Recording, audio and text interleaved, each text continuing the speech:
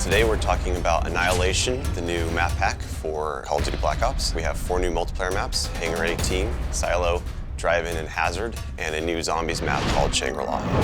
Hangar 18 is based in the highly controversial Area 51, and it has a lot of Easter eggs that play up the conspiracy theory aspect. Hangar 18 is a medium-sized map. It has a pretty classic multiplayer gameplay structure. All the paths lead through and around the hangar. It kind of caters for all game types. You've got your close quarters going through the hangar. You've also got some sniper points as well. Strategically, you want to hold down the hangar. If you can work with your teammates to really control the 4 main flow points, then you're going to dominate the map.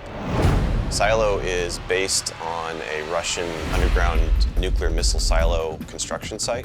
It's probably one of the largest maps in the entire game. Silo favors players who take their time because there's a lot of flank routes and a lot of interconnecting paths. So players who are smart and use decoys and pay attention to the mini-map are going to be more successful. You can't really stick around in one place for too long because you're going to get shot from multiple angles. You really need to learn how to play the map, how the paths flow, and you need to stay on the move. Nuketown was a really hugely successful and popular map with Black Ops, and we wanted to do another map in the DLC that kind of emulates that style of gameplay. Drive-In's a fairly small map, but it does have a variation of battles. You've got the wide open area in the middle, the actual Drive-In itself, but then you do have close quarter battles down the side. So Hazard was inspired by one of our World at War maps called Cliffside, but it's a complete reimagining of it.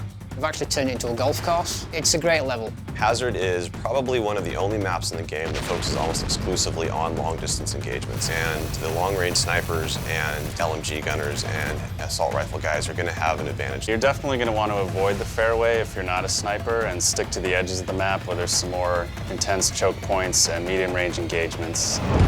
The story in Shangri-La is shrouded in mystery. I love to leave it up to the fans to derive their own ideas from it and also discover the facts that we put in there. I hope they really get the sense that we've taken this to just a whole nother level with the new weapons, the new environment, the new ways of getting around the map and things like that. There's a lot of holding areas, escape hatches, and things that let you get out at the last minute, which is a contrast to Call of the Dead, where it was a very wide open map. This is a much tighter map. Don't hold out too long. If things look like they're getting rough, get out of there.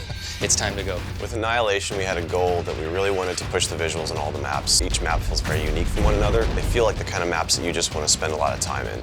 Annihilation hits Xbox Live Marketplace on June 28th.